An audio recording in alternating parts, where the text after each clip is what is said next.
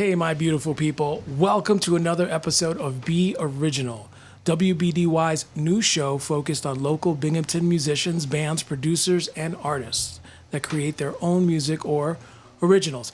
My name is Kevin Oriole, aka DJ KO Yo, and I am grateful to the band that's in the studio today. They had a great performance this past weekend, a very hip venue here in Binghamton called Atomic Tom's, and they'll be sharing their music and giving you a glimpse of the members and the motivation of their music. In the studio today, we have BONTI. But before we meet the band, let's play a track called Binghamton, right here on Bundy Museum Community Radio. Be Original. Same clothes and bloodshot eyes in a puddle. That was Binghamton by the band BONTI. They're in the studio tonight. Guys, what's up? What's up? How's it going? What's up? Hey, why don't you introduce yourselves for the folks at home? Hi, I'm Greg. I play drums. I'm Ben. I play rhythm guitar. I'm Matthew. I do lead vocals and acoustic guitar. I'm Phil. I play lead guitar. And I'm Colby. I play bass. Excellent. So, BONTI, where did that name come from? Okay, so we were just having a laugh and getting to the real root of this here. So I've told many people that it's French for the bountiful. Apparently that is not correct. It's not. it We is. actually broke this to him just now. It's not at all. Oh, okay. That's only part of a very illustrious story. At the time, I thought at least, that it was French for the bountiful or the bounty, and it's not. What's the story with Jimmy LaBonti though? Right? Okay. Is that all where right. it started? So we were playing Belmar, and we were doing just doing a night there, and there were these what? A little louder, baby. Oh, a little louder. Okay, how about that? Well, okay. now everybody's quiet. Is that better? All right. So we were playing at the Belmar, and there was this gaggle of old ladies, and one of them made a remark about Phil's pedal board because it's incredible. You know, it's an eighth wonder of the world. And I was like, I really I want to go over and I want to troll them, and I want to tell them that they're all custom and it's from like this guy Jimmy LaBonti's custom shop. And then I mulled it over for a couple days, and I was like, LaBonti, does that even mean anything? And then I look it up, and then it means the bountiful. I'm like, that could work. That could be a thing. And then we all just sort of decided on that was that because we didn't have any other name. No, didn't we? Weren't we tossing up Good February for a minute? I think so. That was cool. Yeah. So it is the bountiful. The bountiful. Yeah. What website did you verify this? Like Google Translate? I don't think that's true. Yeah. Google Translate or something like that. All right. Yeah. All right. So it's back. Let's move on. We'll figure this out and get back to you. No matter the case, you guys have a very original sound. I went to your show last Saturday. It was awesome at Atomic Tom's. Thank you. And your music is a real blend of many, many good things. How did your music come about? How did it all start? Well, Greg kind of got the group together because he knew all of us individually, and me and Phil and Greg have known each other a long time, and that's kind of where the sound comes from because we all come from very different musical places, and we kind of tried to combine those ideas of individually as much as we could, Now, Matt, you have your own thing. Like when I first checked out BONTI, your name came up on Spotify. You have, was that music that you were doing while you were with the band, or this is before? What's both, actually. Initially, I was dropping an album in 2017 called Icarus. I think I spoke to Damian Cornwell about wanting to put a band together for like an album release event. He got in touch with Greg, and Greg then proceeded to, he found everybody. And he's the godfather of the band. He found all the guys. And he's just a great judge of character and artists because we fell in really quick, and that was, the start was doing like the original thing. And then CD release, yeah. Yeah, and then we kind of started messing with, original stuff, and it kind of took on its own life, and we just decided that we wanted to make that a thing and keep doing that together. Essentially, me and Greg were hired to do that gig, and we had so much fun with it, it was like, well, let's do this again tomorrow and see what happens. And it's been 6 years, you know. So like, Were Ben and Phil involved in the project at that point? not originally. Not no. originally, no. We had a different guitar player at the time. Yeah. Yeah. So how did you two guys come on board? Well, so I joined the band about a year ago now. I was actually working on a side project with Greg, funny enough, and that kind of concluded. So a couple weeks went by and he called me about an opening in this band, and he just asked if I wanted to jam, and then I went to rehearse with these guys, and then about 5 days later, we said, "Hey Ben, you ready? Because we're playing a gig like this week. Let's go." Yeah, and he did really it was probably a week after our first rehearsal. We played the Belmar, and then I think that was. I mean, I just fell in pretty quick. I think the rest is really just history. I think that's one of the requirements. We're just all, I'd say, good active listeners. Like, we react and jam well, and that's kind of, I think that's kind of key to the shows. So we have, like, the structure of these tight, like, pop arrangements, but, Matt is into psychedelic, and so he just kind of lets us do whatever. So it kind of veers from, like, pop to a little hint of, like, psychedelic and metal.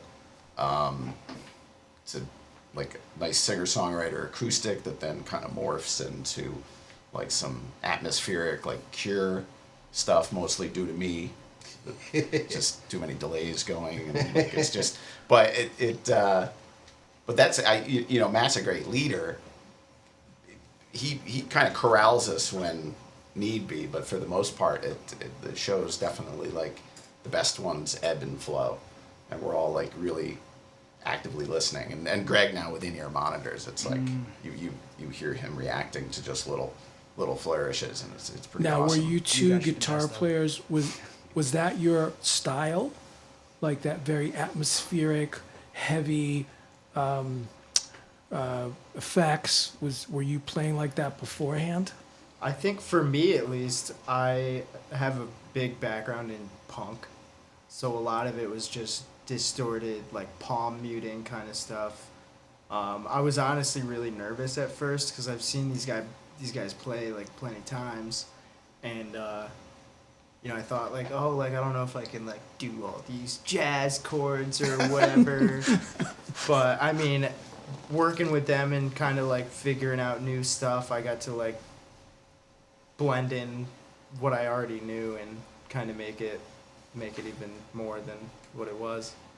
And it fell in really. Ben fell in really easily. We have another guitar player named Steve Lucenti. Shout out to him. And he was our original guitar player, and he quit the band, and we said no to that. We did not, We did not allow it. we did not allow it. It's like the mafia. You You're can't not allowed leave. to go. Once you're in, you're in. But he had to stop playing shows with us, so that's why Ben sat in, and Steve's still a great friend and ally of ours as well. So it fell in really well that Steve couldn't continue and Ben could, and the sound is really good, it fell in really fast. Like, Awesome.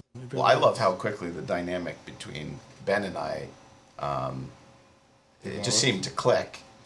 Because, I mean, you say that you can't play jazz chords, but you're always doing, like, these nice, like, open chords and chorus, and it's a good dynamic. Because I've done what I do for over 20 years. Like, I don't, this is going to sound bad, but I don't change. So it's kind of up to people. that's cool right there, yeah. I am resistant to change. So, but that being said, like, I am 100%, like, I thrive on, if not constructive criticism, like being directed.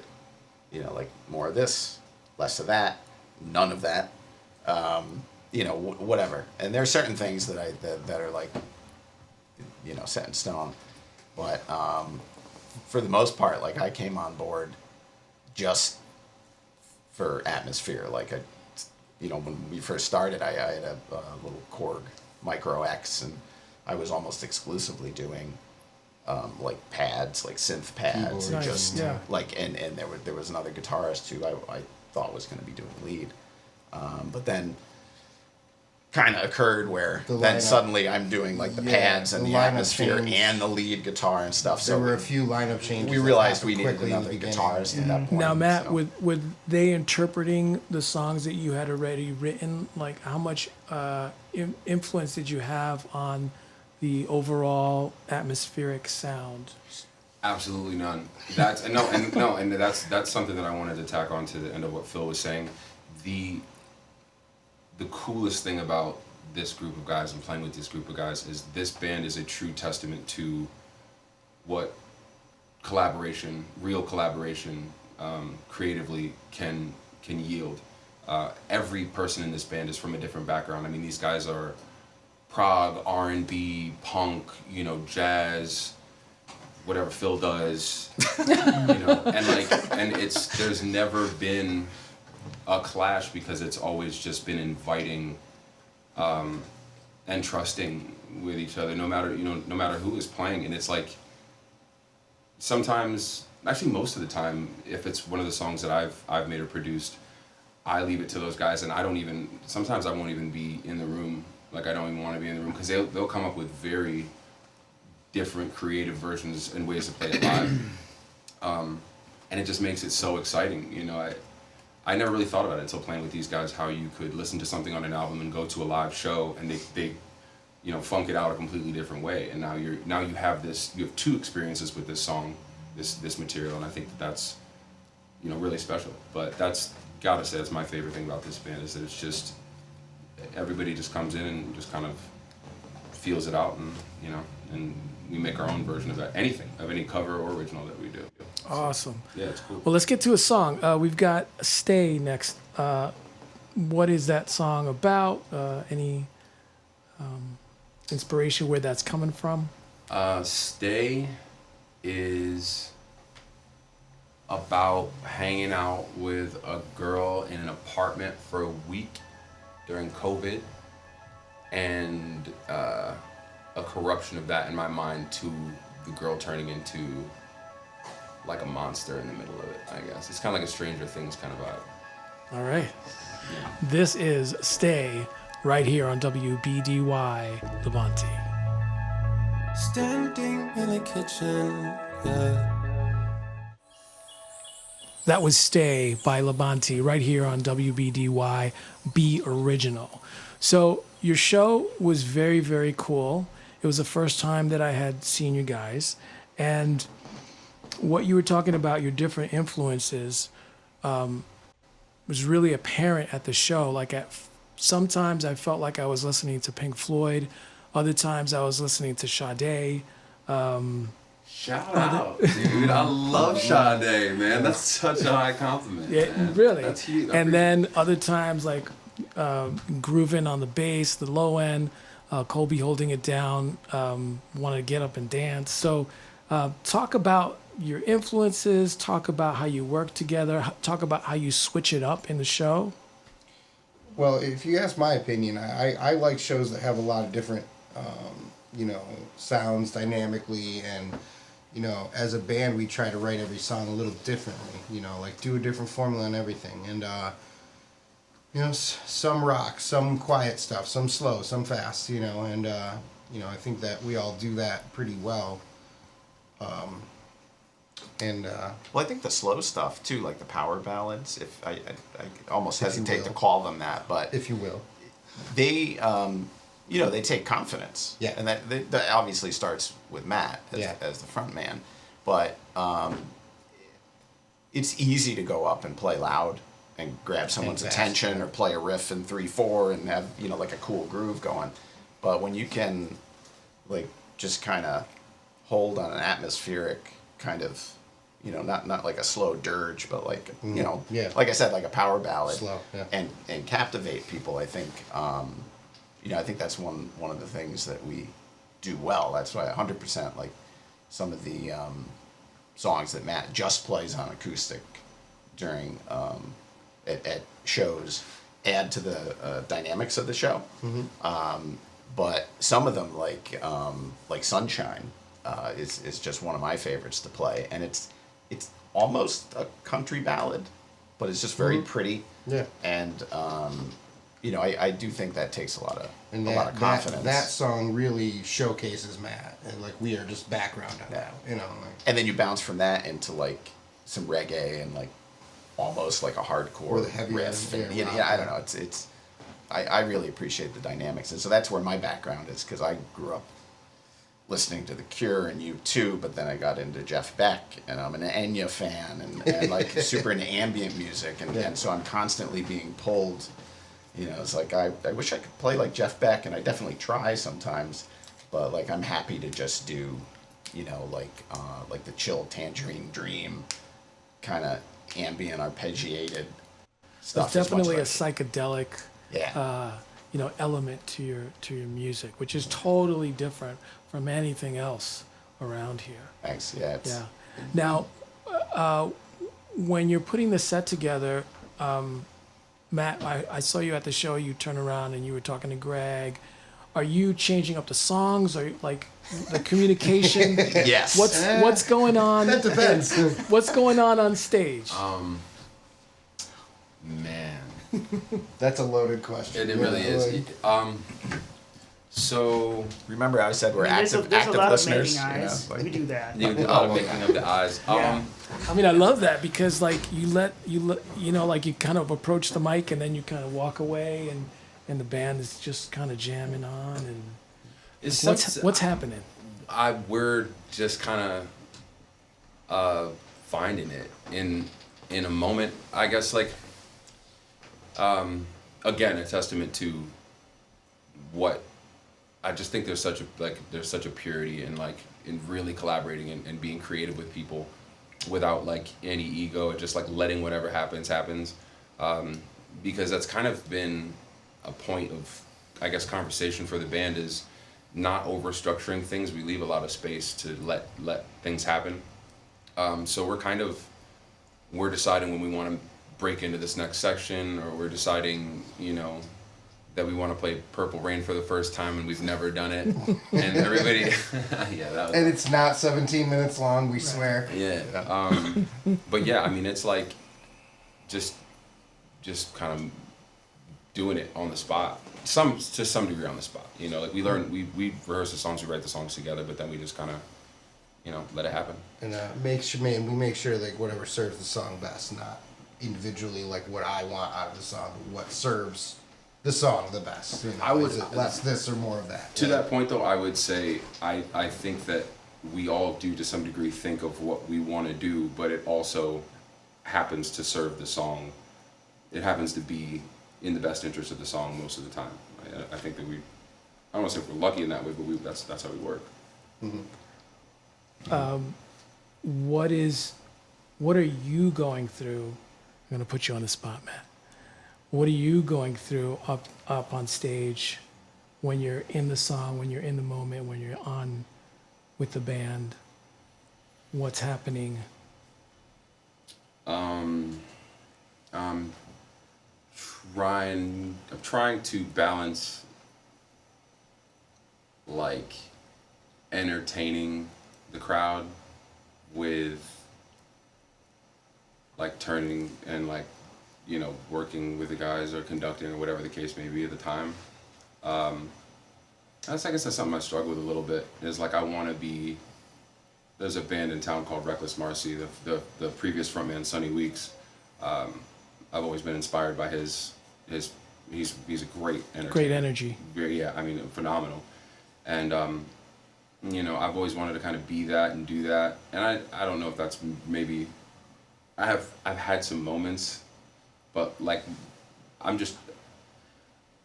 can give the best thing that I can give if we're all in it together, and just trying to kind of tap into that and Nice. Yeah. Nice. Yeah. Well, your singing is super soulful. You could tell that you're 100% into it. It's a really beautiful thing. This next track, is this one that features your singing, Into the Wave? Yeah. Into the Wave is, I think, my proudest songwriting accomplishment personally. Definitely was at the maybe top 3 or top 2 worst moments in my life. And you know, I just hope that, you know, it gets somebody through something. It got me through something. So, yeah, Into the Wave. Shout out to the Belmar, all the 525 pictures that have been consumed amongst the 5 of us. All of our friends. That's beautiful. Shout out. All right, let's listen to Into the Wave. This is by BONTI on WBDY. Be original. Everyone swears ain't awesome. So, guys, let's talk about what's going on as far as putting out some new music and recording.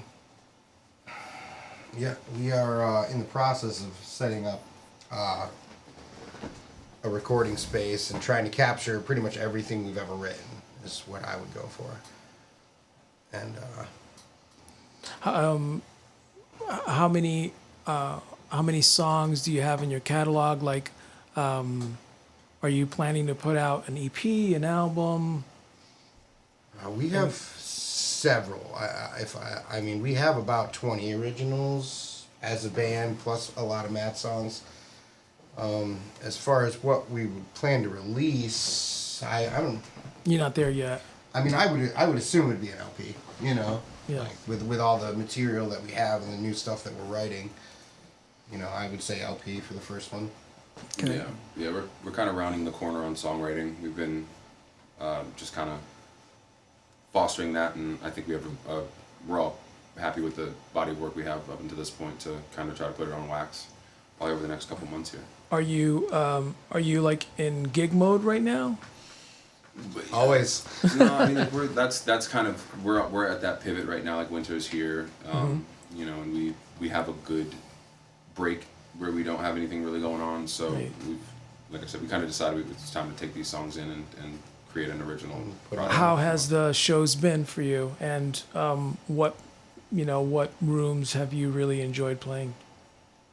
Porch Fest was nuts this year. Was it? Oh, it was Fest nuts. was great. We played 2 Porch Fests. We played Owego and Binghamton, and they were both Oh, fantastic. yeah. Binghamton Porch Fest, though, highlight of my year far and away. Really? Yeah, By it's far. great. It's so Best show much of the fun. Yeah, it's just one of those ones where, like, you know, all cylinders firing, and we just had a really good time. And the audience was vibing with you. Yeah, I mean, like, that's what I love about something like that. Everybody comes out, and they come out to hear music, and they come out to hear original music. They just want to see what people are doing, you know.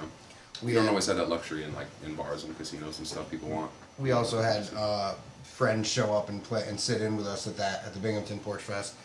Ali Tordo did a song with us, and our friend Jordan came and played saxophone on a few songs. So it was just a rocking day. That was awesome. 'Cause Yeah. we Yeah, definitely really jammed fun, out and- with yeah. him. So you just kind of jammed, like, Yeah. you just let it go for a little Yeah. while. And he just kind of showed up. He just walked in out of the crowd with his saxophone, and we plugged him in, and that was that. You know, like so.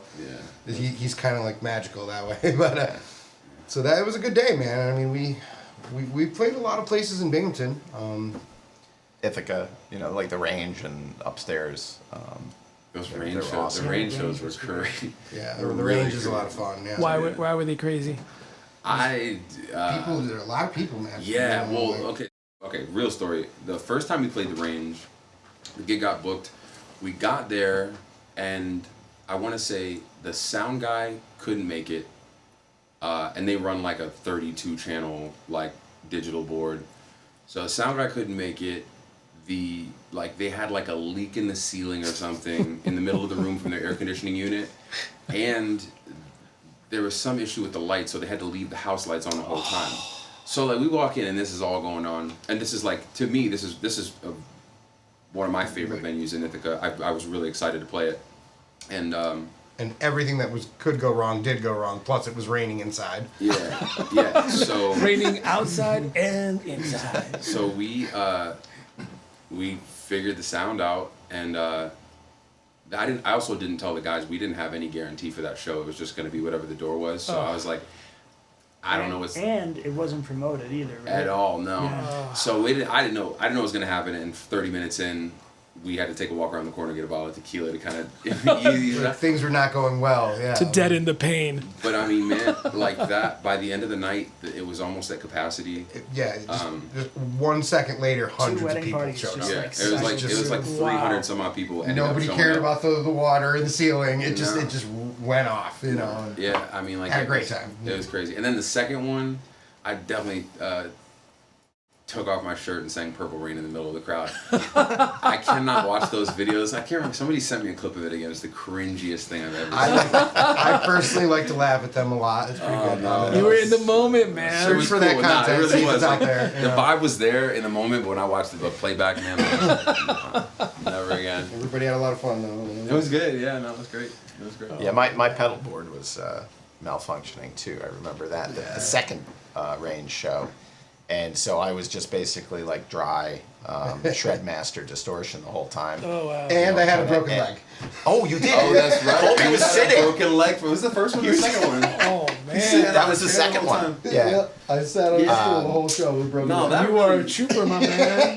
That Broken could've- limb. Somebody else drove me there, and you know, it made it happen, man. So Like, from my perspective, it was it was definitely more kind of like Black Keys-ish than. Okay. But it was about as packed, and you know Colby with his broken leg sitting there, and I'm it hobbling was just on one leg trying to dance. you know we got through it, and that's the thing is as improvisers, yeah, I think that extends to like circumstances too a little Yeah, bit. Where we're like, yeah. you know what, we'll make it work because. You know, we'll always have a second chance to come back. We're not going to do anything that's going to, you know, frighten people away. And I mean, we've you definitely know, the gotten way- fired from a couple gigs before. well, a casino gig, and let's Okay, let's hold be, that let's story be for fair. hold that story for a second. Let's finish.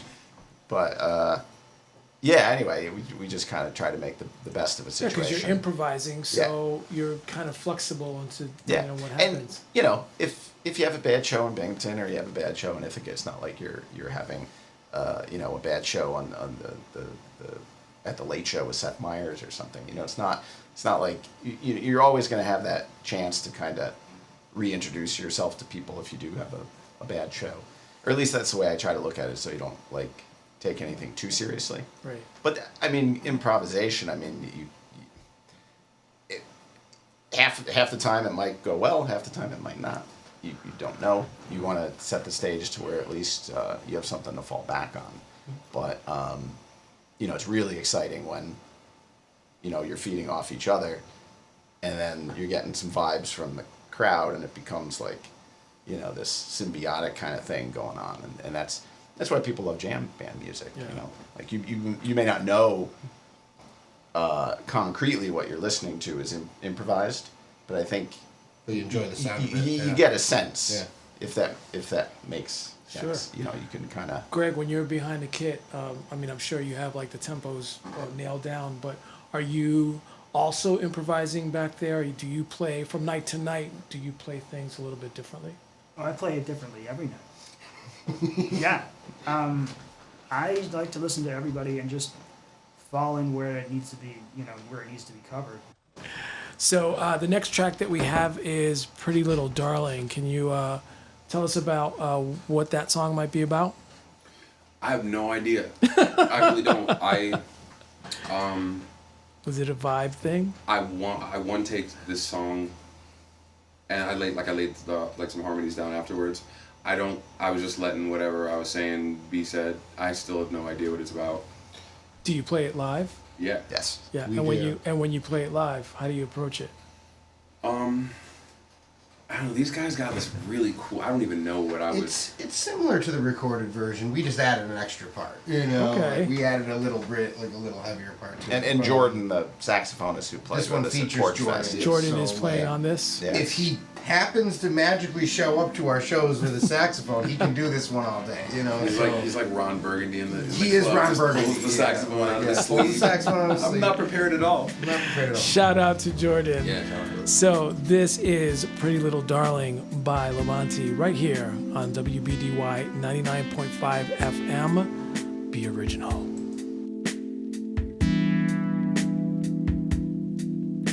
Change your mind. You can change your life.